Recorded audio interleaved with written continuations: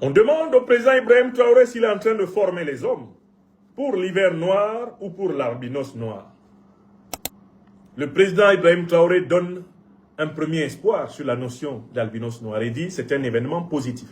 C'est une grande innovation, c'est un grand progrès qui attend le peuple du Burkina Faso.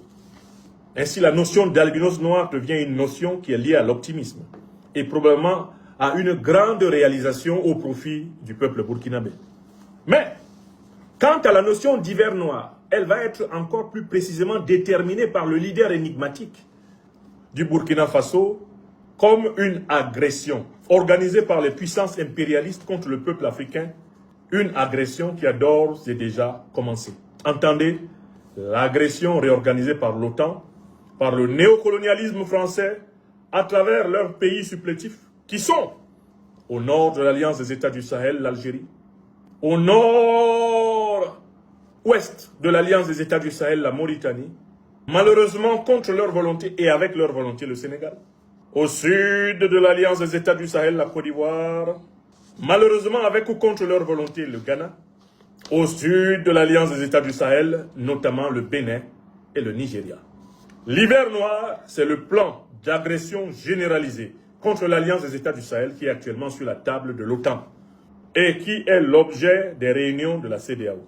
Personne n'a manqué de voir la réunion des chefs d'état-major français, béninois et ivoiriens à Cotonou. C'est l'une des étapes préparatoires de cette tentative d'invasion générale pour déstabiliser l'alliance qui incarne la souveraineté radicale des Africains. Et c'est cela que le président Ibrahim Traoré appelle l'hiver noir.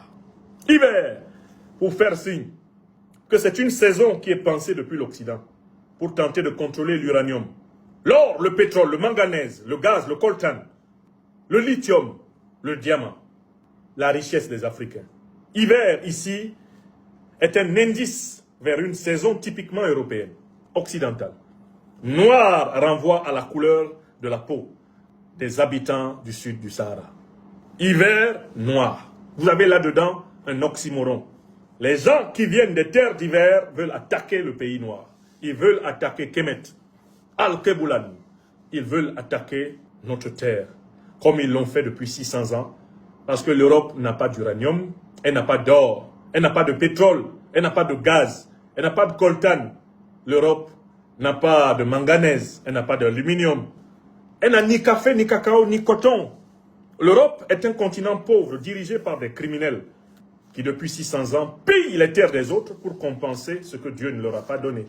Au lieu de passer par le travail, l'effort, la négociation, le compromis, le consensus, le respect du bien d'autrui, toute valeur pourtant proclamée par leur religion de référence du bout des lèvres, le christianisme, qui dit « Ne faites point aux autres ce que vous ne voudriez point que les autres vous fissent ». L'Europe politique est par définition antichristique. Elle fait aux autres ce qu'elle ne veut pas que les autres lui fassent. Elle vend les Noirs pendant plus de 500 ans. Elle ne veut pas qu'on le lui fasse. À peine il y a 6 millions d'Européens qui sont trucidés par Hitler qu'on nous rebat les oreilles jusqu'à la fin du monde. Eux, ils ont massacré des centaines de millions de Noirs. Ils étaient tous d'accord. On comprend pourquoi d'ailleurs certains ont assassiné le Christ. Ils leur disaient trop de vérité. Ceux qui disent trop de vérité ne vivent pas longtemps. Ils sont souvent très rapidement envoyés du côté des anges.